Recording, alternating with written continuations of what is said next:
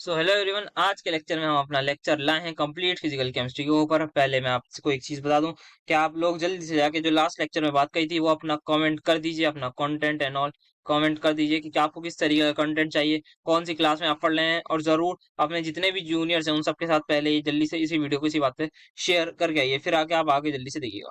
तो जल्दी से मैं आई होप आप सभी ने काम कर लिया हो। इसके बाद आप जल्दी से चैनल को सब्सक्राइब कर दीजिए और शेयर तो आप कर देंगे। सो एक चीज जो मैं आपको बहुत इंपॉर्टेंट बता रहा हूँ कि जो नोट्स हैं वो आपको इंस्टाग्राम पे आप मुझे डीएम कर सकते हैं। सॉरी, इंस्टा पे नहीं, टेलीग्राम पे कर दीजिएगा। टेलीग्राम पे आप कर सकते हैं, वहां से इजीली मैं आपको नोट्स प्रोवाइड कर दूंगा। और आप हमारे इंस्टा पेज को भी ज्वाइन कर सकते हैं, वहां पे मैं स्टार्ट करने वाला हूँ बहुत जल्दी कि किस रील्स, एजुकेशनल रील्स चाहिए हमारी, जरूर मैं स्टार्ट करूंगा क्योंकि हमारा कंटेंट हमारा एजुकेशन ही बेस्ड रहेगा। सो आपका टाइम भी कोई भी वेस्ट नहीं होगा। और हमारी प्लेलिस्ट एमआरपी सीरीज की यहाँ पे आपको आई बटन पे आपको वो आता हुआ दिख जाएगा। सो एमआरपी सीरीज जरूर देख लिएगा और आपको इसकी लिंक डिस्क्रिप्शन में भी मिल जाएगी। सो आज के लेक्चर में हमने अच्छे खासे क्वेश्चन डिस्कस करे हैं।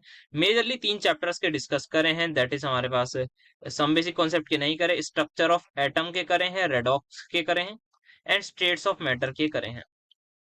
हमारे पास जो एटॉमिक स्ट्रक्चर है वो, sorry, first chapter that is हमारा सम बेसिक कंसेप्ट है, उसको हम नेक्स्ट लेक्चर में लेंगे along with more questions of these chapters. ये रहेगा नेक्स्ट का हिसाब। इन्हीं के चैप्टर के और भी क्वेश्चंस लूंगा मैं और नेक्स्ट लेक्चर हमारा तैयार होगा इसी फिजिकल केमिस्ट्री पर। सो फिजिकल केमिस्ट्री के ठीक ठाक आपके क्वेश्चन हो जाएंगे for class 11। So class 11th में आपका इस चीज से फायदा हो जाएगा कि आपकी क्लास 11th भी अब रिवाइज हो जाएगी। बाकी आपको जो भी कंटेंट चाहिए तो आप मुझे जरूर बताइए आपको किस टाइप का कंटेंट चाहिए। तो फिलहाल के लिए शुरू करते हैं आज का हमारा lecture. Calculate the volume of 32 gram of oxygen having pressure 1.5 atm at 300 kelvin. तो फॉर्मूला कौन सा लगेगा? आइडियल गैस इक्वेशन को हम सभी लोग जानते हैं, पीवी इक्वल्स टू एनआरटी के नाम से। प्रेशर कितना दे रखा है? 1.5 atm इनटू वॉल्यूम निकालनी है, is equals to number of moles क्या होते हैं? Given weight that is 32 upon molecular weight that is 32। क्यों? क्योंकि यहाँ ऑक्सीजन गैस बोर रखा है तो O2 ही गैस होती है जिसका मॉलिक्यूलर वेट होता है 32। इंटू आर की value I am using 1/12 into temperature is 300 kelvin. So R की जो वैल्यू होती है वो हमारे पास 0.0821 तो होती है एटीएम डीएम क्यू पर केल्विन पर मोल। बट यहाँ पे जो है हम यूज करने जा रहे हैं फॉर आवर कन्वीनियंस 1/12। अभी आप देखेंगे कितनी इजी हमारी कैलकुलेशन इसी की वजह से हो जाएगी। तो फिलहाल कैंसिल करते हैं, इससे ये गया 12 वन जार 12, 25,000। तो वी की वैल्यू मेरी आ रही है 250 अपॉन 1.5। तो इसको मैं कैंसिल कर देता हूँ, सॉरी 1.5 नहीं, जीरो हटा दिया ना मैंने। सो 15। सो कैंसिल करूंगा, 5 3 जा 5, 50 जा। सो आंसर मेरा जो आएगा वो अप्रोक्सीमेटली 16.66 डीएम क्यूब आएगा। जो भी क्लोजेस्ट ऑप्शन होगा वही मेरा आंसर होगा। क्लोजेस्ट क्यों कहा है यहाँ? बिकॉज ऑफ द रीजन यहाँ पे मैंने आर की वैल्यू ये लिया और मैंने अगर मैं 0.02 लेता तब मेरा एग्जैक्ट आंसर आता, बट उसमें थोड़ा बहुत लंबा टाइम भी जा सकता था। बट मैंने ये यूज करा है जिसकी वजह से मेरा आंसर यहाँ पे थोड़ा पॉइंट में गड़बड़ होगी। तो बट क्लोजेस्ट आंसर इज ये। तो इजीली हम इसको इस तरीके से कैलकुलेट कर सकते हैं। A closed container contains mixture of non-reactive gases A and B। Partial pressure हमें दे रखा है और B का हमें क्या बताना है? Mole fraction. तो ये जो नॉन रिएक्टिव वर्ड लिखा है ना, ये बिल्कुल एकदम बेसिस है हमारा डाल्टन्स लॉ का। ये हमें बताता है कि डाल्टन्स लॉ क्या होता है। तो हमें बताना है mixture of non reactive gases A and B, ठीक है, हमें बताना है। तो पार्शियल प्रेशर हमें दे रखा है दैट इज PA मुझे दे रखा है 4.5 बार और PB मुझे दे रखा है 5.5 बार। सो डाल्टन्स लॉ क्या कहता था? जो टोटल प्रेशर होगा वो किसके बराबर होगा? PA into mole fraction of A। ठीक है, सिमिलरली ये किसकी, सॉरी हाँ, एक सेकंड गलती हो गई।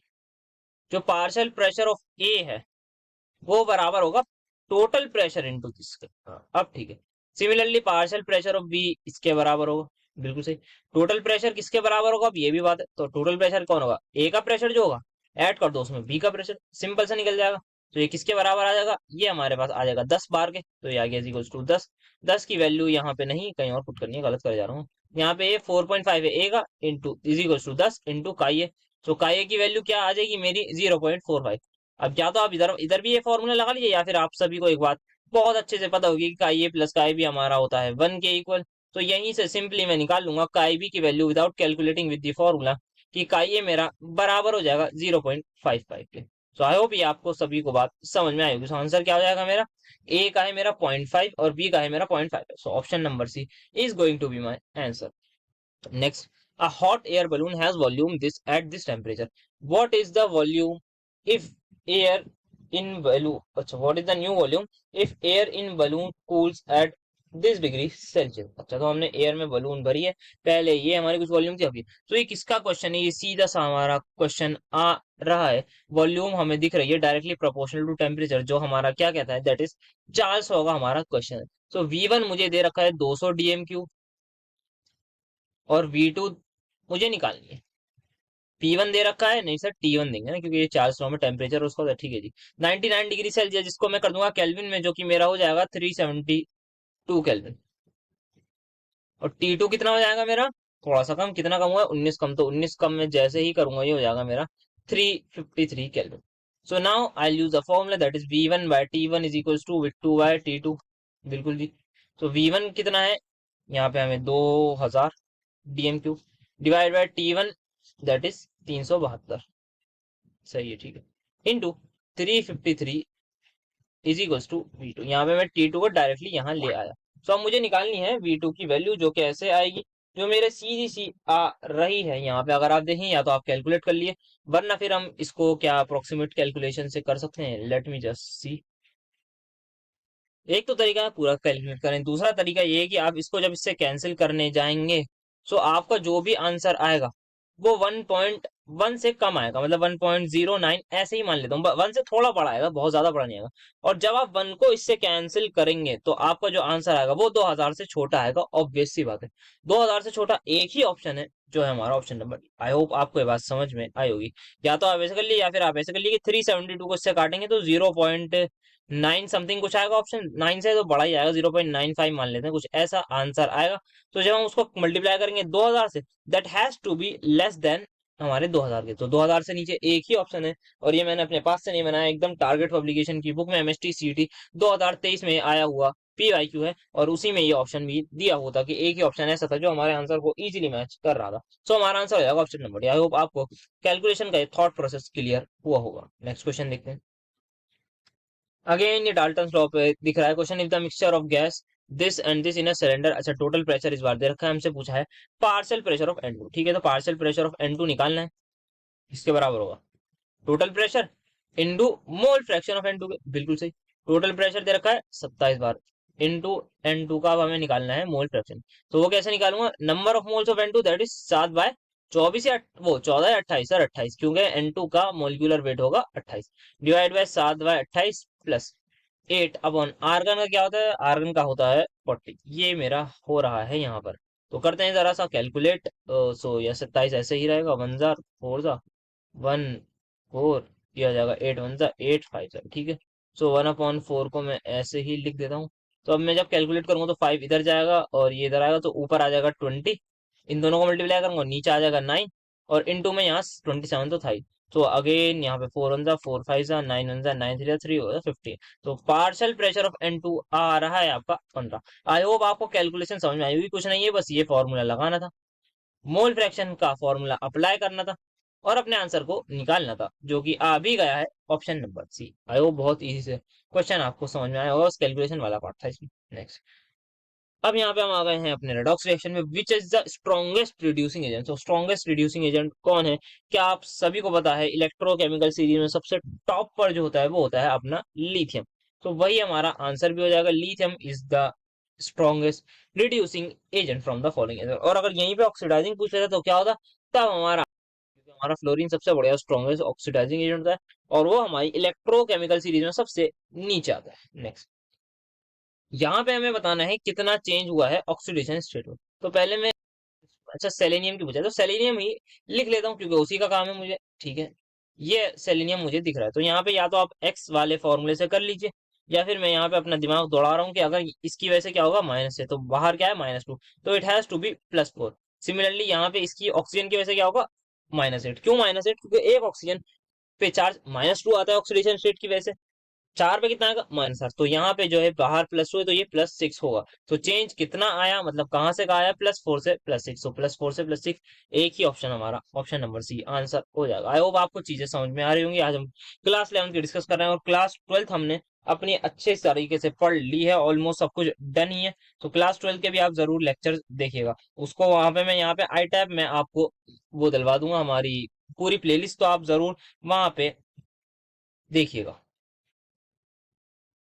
सो नेक्स्ट, यहाँ पे हमें बताना है कौन सा ऐसा कन्वर्जन कन्वर्जन है जहाँ पे ना ही ऑक्सीडेशन हुआ हो और आएगा, यहाँ फॉर नहीं आएगा, यहाँ और आएगा, और रिडक्शन, इन दोनों में से कुछ नहीं होगा। ठीक है जी।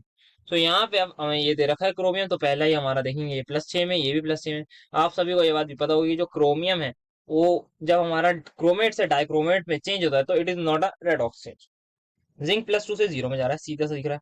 वेनेडियम किसमें है यहाँ पे, वेनेडियम है -1, -1 नहीं नहीं, ये आपका है +3 में, सॉरी, ये +3 में है, और यहाँ से किस में जा रहा है, क्या +3 में है, +3 -2 नहीं, +3 में नहीं है। इस पे आएगा आपका चार्ज -4, तो +5 में, सॉरी, +5 से जा रहा है ये +3 में। सोडियम 0 से किस में जा रहा है, +1 में। तो कौन ऐसा है जो +6 से +6 में, मतलब जिसमें ना ही ऑक्सीडेशन हो रही है ना ही रिडक्शन हो रही है, दैट इज हमारा क्रोमियम साहब ही है हमारे, जिसमें दोनों में से कुछ रहा है। Option number A. Next, what is the oxidation number of superoxide in, अच्छा what is superoxide, what is the oxidation number of oxygen in superoxide. So हम सभी को पता है जो है हमारी सबसे पहले होती थी, ये होता है हमारा परऑक्साइड O2 2 सुपर ऑक्साइड जो होती है वो क्या होती है हमारी, जल्दी से बताइए, वो होती है हमारी O2 1 ये हमारी सुपर ऑक्साइड होती है। इसमें कितनी ऑक्सीडेशन स्टेट दिख रही है सर, यहाँ पे जो ऑक्सीडेशन स्टेट होगी हमारी इसकी ऑक्सीजन की, वो हो जाएगी -1/2, क्योंकि दो की जब 1 है तो एक की कितनी होगी -1/2, दूसरी की भी -1/2, तो -1/2 -1 के क्या बन जाएगा -1, तो -1/2। सो oxidation state for oxygen is -1/2। Next, अब यहाँ पे हमें दे रखा है identify the compounds form from this. अच्छा, यहाँ पे जो है हिट एंड ट्रायल मेथड से चलना पड़ेगा कि हमारे पास एक उसकी इतनी ऑक्सीडेशन स्टेट, वाई की इतनी, जेड की इतनी। सो हिट एंड ट्रायल से भी कैसे चलेंगे, क्या आप सभी को ये सारे कंपाउंड्स दिख रहे हैं, क्या इन पर कोई नेट चार्ज है, नो सर कोई भी नेट चार्ज नहीं है, इसका मतलब सारे के सारे हैं न्यूट्रल। तो ये मतलब वो ये सारी जो ऑक्सीडेशन स्टेट है इनमें हम सभी का सम करना है और उसको देखना है क्या वो 0 के इक्वल आ रहा है या नहीं। ये बहुत ही अच्छा क्वेश्चन 2021 में पूछा गया था। सो यहाँ से शुरू करते हैं। एक्स की कितनी है, +2, ठीक है, उसमें क्या ऐड करूं, वाई, वाई की कितनी है 4 × 5, क्योंकि 4 वाई है और एक ही 5 है, तो into this -2 is equal to, क्या 0 के इक्वल आ रहा है, नहीं सर, इस पे चार्ज आना चाहिए +16, तो ये गलत हो गया। नेक्स्ट, एक्स कितना दे रखा है 2, तो 3x है तो 6, प्लस वाई 1 है तो मतलब 5, और 5 को अब इससे मल्टीप्लाई करूंगा क्योंकि यहाँ पे 2 वाई हो गए, तो दैट इज 10, माइनस यहाँ पे एक जेड की कितनी है सर -2, 4 जेड की कितनी होंगी सर -8, 16 जेड की कितनी होंगी सर -32, तो यहाँ पे -32 हो जाएगा। सो ये भी हमारा इसके इक्वल नहीं आ रहा, ये किसके इक्वल आ रहा है, -12 16, अच्छा -16 की इक्वल आ रहा है। नेक्स्ट ये चेक करते हैं, 3x मतलब 6, प्लस 2y मतलब 10, 4z मतलब 8, तो ये भी मेरा इक्वल आ रहा है 16 -8, ये भी मेरा 6 के इक्वल आ रहा है ना, 16 -8 ये तो होता है, हाँ ठीक।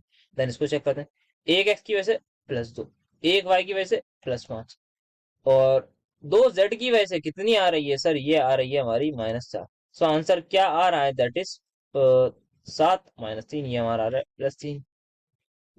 सो यहाँ तो कोई भी ऑप्शन मैच नहीं कर रहा, सो मतलब मिस्टेक हुई है। So let me identify it, just a second. Okay, so यहाँ पे मुझे मिस्टेक दिख गई है, ये जो मैंने 32 लिखा है ये गलत लिख दिया है। तो यहाँ पे क्योंकि यहाँ पे कितने जेड है सर, 8 जेड है, यहाँ देखेंगे आप, ये 4 2 8, 8 जेड है। सो 8 2 हमारा 16 होता है, सो यहाँ पे -16 आना चाहिए, and the answer has to be 0। So यही हमारा एक न्यूट्रल कंपाउंड बन रहा है, because the overall charge on this is 0। So इस तरीके से इन क्वेश्चंस को टैकल करने में, बहुत ही जबरदस्त क्वेश्चन 2021 में एमएसटी सीईटी ने पूछ लिया था। आई थिंक इस टाइप का क्वेश्चन जनरली नीट और जेई में भी नहीं दिखता इस वैरायटी का, मतलब इतना हार्ड नहीं, इससे नीट और उसमें तो हार्ड होते हैं, बट ये नहीं कह रहा हूँ कि उनका लेवल नीचे, बट ये है कि इस वैरायटी के क्वेश्चन जनरली नहीं, तो और काफी अच्छा क्वेश्चन लगा है। नेक्स्ट, अब आ गए हैं हम अपना एटॉमिक स्ट्रक्चर पे। Calculate the shortest wave number in hydrogen spectrum of Lyman series. Sir Lyman क्या होती है, लाइमन बाल्बर, सबसे पहले लाइमन ही आती है हमारी, उसकी में शॉर्टेस्ट वेव नंबर, अच्छा शॉर्टेस्ट वेव नंबर पूछा है, ये बात ध्यान रखनी है। सर वेव नंबर सबसे कम कब होगा, अब ये बताइए हमें। वेव नंबर सबसे कम जब होगा जब हमारी वेवलेंथ सबसे ज्यादा होगी, क्योंकि हमारे ये आपस में क्या होता है, इनवर्स। तो वेवलेंथ सबसे ज्यादा कब होती है, जब हमारी एनर्जी सबसे कम होती है। तो एनर्जी कब सबसे कम होती है, जब हमारा एकदम ट्रांजिशन जो होता है वो बराबर बराबर वाले उनके बीच में होता है, क्या कहते हैं उन्हें? बराबर बराबर वाले शेल्स के बीच में होता है, ठीक है। सो हमारे पास 1/λ is equal to R is this, R Z square के लिए आ जाएगा 1। अब 1/n1 का स्क्वायर -1/n2 का स्क्वायर, ठीक है। तो यहाँ पे यही मुझे निकालना है, दैट इज दिस। अब मेरा n2 जो होगा दैट इज रिटर्न किस में हो रहा होगा, रिटर्न वाला होता है नहीं, n1 होता है ना रिटर्न वाला, सो N1 यहाँ पे क्या होगा, लाइमन के लिए मेरा हो जाएगा 1। अब N2 क्या होगा यहाँ पे, बिकॉज आई एम टॉकिंग कि मेरा जो वो हो ट्रांजिशन हो, लीस्ट एनर्जी डिफरेंस में हो, तो N2 मेरा हो जाएगा 2। क्योंकि यहाँ पे शॉर्टेस्ट वेव नंबर, एनर्जी का फॉर्मूला क्या होता है, energy is equal to H C nu. तो शॉर्टेस्ट वेव नंबर मतलब एनर्जी सबसे कम, और एनर्जी कम सबसे जब होगी जब हमारा जो ये डिफरेंस होगा वो एकदम पास पास वाले शेल्स के बीच में ट्रांजिशन होगा, सॉरी डिफरेंस नहीं ट्रांजिशन। सो आई होप ये बात लिख ही देता हूँ, delta is equal to H C nu वाला फॉर्मूला यूज कर रहे हैं। सो अब लगाते हैं अपनी कैलकुलेशन। तो यहाँ पे 109677 को एज इट इज लिख देता हूँ, न्यू देन 1/n1 इज, वो ये आ गया ना 1, सो 1 माइनस ये आ रहा है 1/4, सो ये आ जाएगा 3/4। सो मेरा जो भी आंसर आएगा वो इससे छोटा आएगा, दैट इज मुझे इसको मल्टीप्लाई करना है 0.75 से। तो एक सेकंड में जरा इसको देखता हूँ। सो यहाँ पे मैं इसको मुझे मल्टीप्लाई करना होगा इंटू 0.75 से, तो इसको करके देख लेते हैं। तो ये जो आंसर आएगा ये 10,000 से तो छोटा आएगा, सबसे पहली बात। ये कितना है, 1 10 100 1000 10,000, ये तो आप हटा दीजिए, ये भी आप हटा दीजिए, तो आंसर इन दोनों में से ही कोई आएगा, 1 10 100 10,000 10,000। ये भी डालोगे, ये भी हटा दी, तो एक ही आंसर ऐसा है जो 10,000 से नीचे आता हुआ नजर आ रहा है। और एक बार मैं कैलकुलेटर से भी चेक कर लूं कि यही हमारा आंसर है या नहीं। ओके, सबसे पहले तो रियली सॉरी, मैंने इसको 10,000 देख लिया, ये हमारा 1 लाख के आसपास है, सॉरी। तो मैं इसको हटा दूं, सबसे पहले 1 लाख के आसपास है। तो 1 लाख से थोड़ा छोटा मतलब 75,000 के आसपास हमें आंसर देखना है। ये क्या है हमारे पास, 1,20,000, ये तो काफी ज्यादा बड़ा हो गया, तो ये इससे बड़ा तो होगा नहीं, ये हमारा आंसर नहीं होगा। ये हमारे पास हो जाएगा 1 10 100 10,000 10,000, ये 40,000, ये काफी ज्यादा छोटा हो गया। हमें किसके आसपास देखना है, 75,000 के। ये 6,000, ये भी नहीं होगा, तभी हमारा आंसर ये होगा, दैट इज ऑप्शन नंबर। तो क्या हुआ है यहाँ पे ये हमारे पास जो क्वांटिटी है ये आपको दिख रही होगी, 1 10 100 10,000 10,000 1 लाख से बड़ा हमारे पास नंबर है कोई, उसको हम 0.75 से करेंगे तो 1 लाख से छोटा आएगा। 1 लाख से कितना छोटा सर, 75,000 के आसपास आएगा, अगर आपको इतनी मैथ्स आती होगी। 0.75 से मैं कर रहा हूँ तो ठीक है जी।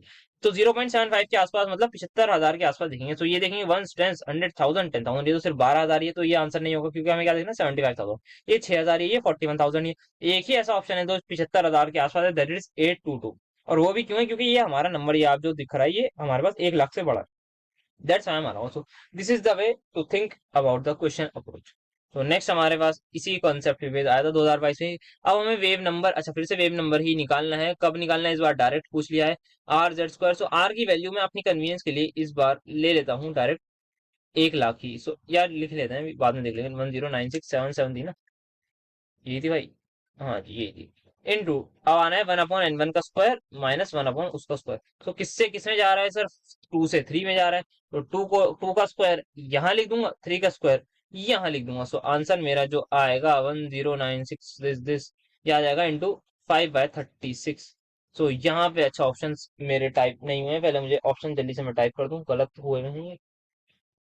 नहीं सॉरी, ये तो सही, एकदम सही टाइपिंग हुई है। सो यहाँ पे इसको मैं डिवाइड कर लेता हूँ ताकि मेरा आंसर थोड़ा इजीली आ जाए। सो यहाँ पे अगर मैं एक जीरो लगाऊं,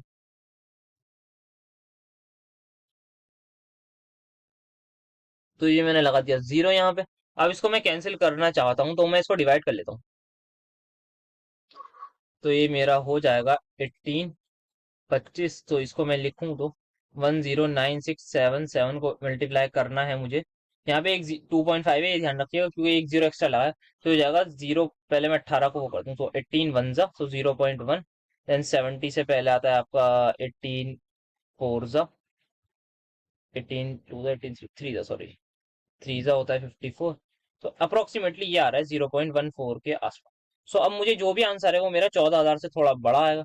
तो क्या दिख रहा है मुझे, यहाँ पे दिख रहा है, that is this option number, यही मेरा आंसर होगा। आप एक बार कैलकुलेटर से भी क्रॉस चेक कर लिएगा। बाकी ये कैलकुलेशन मैंने सिर्फ और सिर्फ इसलिए करी है ताकि मुझे लग रहा था कि ये थोड़े अप्रोक्सीमेट कैलकुलेशन यहाँ पे लग के इजीली हम इसका आंसर भी निकाल सकते हैं। तो वही मैंने बताने की कोशिश करी कि यहाँ पे एक जीरो लगाया, देन आप समझ लीजिए मैंने एक पॉइंट इंटू 10⁻⁻1 से मैं मल्टीप्लाई में साथ में रखा हूँ।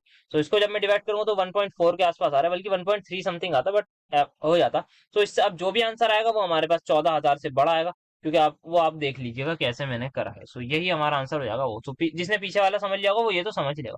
इस तरीके से मैंने आंसर करा है। मैं यहाँ अप्रोक्सीमेट कैलकुलेशन सिर्फ सिखा रहा हूँ ताकि आपका एक थॉट प्रोसेस बने। नेक्स्ट, अब हमें निकालनी है फ्रीक्वेंसी। तो फ्रीक्वेंसी किसी में वेवलेंथ दे रखी है, कैसे निकालेंगे, लैम्डा दे रखा है 404 नैनोमीटर, दैट इज दिस। क्या आप सभी को बताए speed is equal to distance upon time होती है, हाँ सर। स्पीड क्या होती है यहाँ इस केस में होती है this, speed is equal to distance, और डिस्टेंस क्या होता है दिस, अपॉन टाइम की जगह मैं लिख रहा हूँ इनटू फ्रीक्वेंसी। ये लगा दिया मैंने फॉर्मूला। कर लेता हूँ मैं कैलकुलेट, यहाँ पे आ जाएगा जल्दी से मैं इसको कैलकुलेट करूँ। तो यहाँ पे मैं इसको नीचे ले आता हूँ, 3/44। अब ये हो जाएगा 10⁻⁻8, तो ऊपर आके हो जाएगा 10⁻16 इज इक्वल टू 100। ठीक है, तो यहाँ पे मैं 1 2 0 यहाँ से शिफ्ट कर लेता हूँ, उसको कर लेता हूँ मैं 40। अब इसको करते हैं कैंसिल, तो ये हो जाएगा 22 एंड देन 150। ठीक है, 11 एंड 75। तो 7 से थोड़ा सा छोटा, 7 से थोड़ा सा छोटा, तो ऑप्शन नंबर ए मेरा आंसर आ जाएगा। सो आई होप ये तो आपको समझ में आएगी। 11 7 77 आता है और उससे छोटा ऑप्शन यही है हमारे पास। बढ़ते हैं हम नेक्स्ट सवाल की तरफ। अब हमें बताना है radius of third orbit of helium positive. तो रेडियस का फॉर्मूला क्या होता है, that is, just a second sorry. तो रेडियस हमारे पास क्या होता है, 0.529 into N square by Z. N square is the shell number, 0.529 ये होता है एंगस्ट्रॉम में। पीकोमीटर में करने के लिए शायद मैं 52.9 लिखते हैं ना, हाँ, तो 52.9 में लिख देता हूँ इन पीकोमीटर। ये मेरा आएगा एंगस्ट्रॉम में, ये भी लिखता हूँ, ये है पीकोमीटर में, क्योंकि आंसर उसी में चाहिए। एन मतलब थर्ड मतलब 9। तो हाइड्रोजन हीलियम, हीलियम इज, तो 4.5 से मुझे मल्टीप्लाई करना है इसे। सो 4.5 से मुझे इसको मल्टीप्लाई करना है, तो 250 से थोड़ा छोटा, 250 से थोड़ा छोटा एक ही ऑप्शन है, answer number C. I hope आपको चीजें समझ में आ रही होगी। अब बताना है energy associated with elite first orbit of Li2 positive. Energy का भी फॉर्मूला देखते जाइए। सो हमारी एनर्जी होती है, वो होती है बराबर -2.18 into 10⁻⁻18 into Z² bye N²। ठीक है, अब यहाँ पे Z² कितना दे रखा है, hydrogen helium lithium atomic number ही होता है, हाँ, तो हो गया लिथियम का 9 डिवाइड बाय N² मतलब फर्स्ट का, तो इसको 9 से मल्टीप्लाई करना है, तो 9 दूनी 18, 18 से बड़ा, तो हमारे पास आंसर आ जाएगा ऑप्शन नंबर ई। आई होप आपको ये चीजें समझ में आ रही होगी। नेक्स्ट हमारे पास आता है what is the maximum number of electrons accommodated in a subshell having azimuthal quantum number L equal to 2। अच्छा, तो हमें बताना है कितने नंबर ऑफ इलेक्ट्रॉन्स आ जाएंगे उस सब शेल में जिसका एजीमुथल क्वांटम नंबर है 2। सो किसका होता है, हमें पता है 0 1 2 से शुरू होता है, एस पी डी। अच्छा, अब डी में कितने ऑर्बिटल होते हैं, सबसे पहली बात डी में होते हैं 5 ऑर्बिटल। एक ऑर्बिटल में कितने इलेक्ट्रॉन आते हैं, 2, तो इंटू कर देंगे 2। कितने आ जाएंगे total electron, is equal to मेरे आ जाएंगे 10 इलेक्ट्रॉन। सो मेरा आंसर क्या हो जाएगा, ऑप्शन नंबर ए। बहुत सिंपल सा सवाल 2021 में आया हुआ था। नेक्स्ट हमारे पास मूल कॉन्सेप्ट का सवाल आ गया है। यहाँ पे हमें बताना है कैलकुलेट द मास ऑफ किसका, एम जी है। Just a second, let me check. Yes, यहाँ पे मेरा है mg। सो यहाँ पे मैं लिख देता हूँ mg का मुझे बताना है रिक्वायर्ड टू लिबरेट। अच्छा, तो यहाँ क्या करनी है, स्टोशियोमेट्री लगानी है। कैसे लगानी है, तो एक तरीका फॉर्मूला बेस्ड होता है और एक डायरेक्ट होता है। सो यहाँ पे आप सभी को दिख रहा होगा कि 1 मोल mg का कितने मोल बना रहा है हाइड्रोजन गैस, एक ही बना रहा है, 1 मोल H2। अब यहाँ पे कितने मोल H वो दे रखे हैं, उसी हिसाब से निकालेंगे। सो 1 मोल और 1 मोल को हम इक्वेट करेंगे, दैट इज, अब यहाँ पे क्या है, अब यहाँ में तो मोल्स इक्वेट करना है। 1 मोल अगर इतने बना रहा है, यहाँ पे जितने भी मोल होंगे वो कितने बनाएंगे, ये निकालना है। सो बेसिकली बराबर का हिसाब किताब चल रहा है। या फिर मैं दूसरी बात बताऊं ना, वो क्या होता है, यहाँ इसमें जो फॉर्मूला लगाते हैं लिमिटिंग, इसमें स्टोचियोमेट्री में एक चीज करनी है, number of moles of Mg divide by उसका stoichiometric coefficient is equal to number of moles of hydrogen divide by उसका स्टोचियोमेट्रिक कोएफिशिएंट। और ये भी नहीं, ये भी सुनिए, number of moles of HCl divide by उसका stoichiometric coefficient is equal to number of moles of MgCl2 divide by उसका स्टोचियोमेट्रिक कोएफिशिएंट।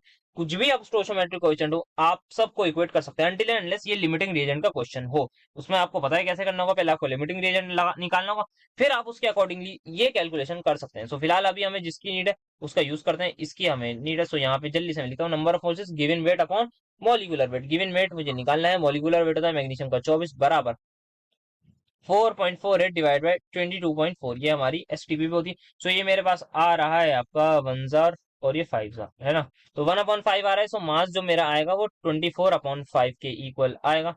सो मास जो मेरा आएगा वो 24/5 के इक्वल आएगा, that is 4.8 gram is going to be my answer. So I think that's it for today. बाकी question हम next lecture में लेंगे, इसके भी लेंगे, और भी मैं क्वेश्चन लूंगा क्योंकि फिजिकल केमिस्ट्री थोड़ी और क्वेश्चन दिखे थे मुझे, तो नेक्स्ट लेक्चर में हम उनको भी जरूर कवर करने की पूरी कोशिश करेंगे। तो yes, that's it for today. We will be meeting in the next lecture. जो भी मैंने आपसे काम कहा है आप मुझे जरूर बताइए, कमेंट कीजिए और वीडियो को लाइक सब्सक्राइब शेयर जरूर करिए। टेलीग्राम चैनल को ज्वाइन कर लीजिए और इंस्टाग्राम पेज पे भी हमारे ज्वाइन हो जाइए। सो आई होप आपको वीडियो जरूर अच्छी लगी होगी। नेक्स्ट लेक्चर भी हमारा फिजिकल केमिस्ट्री के ही ऊपर रहेगा, सो उसको भी जरूर देखिएगा। So thank you so much for attending my lecture.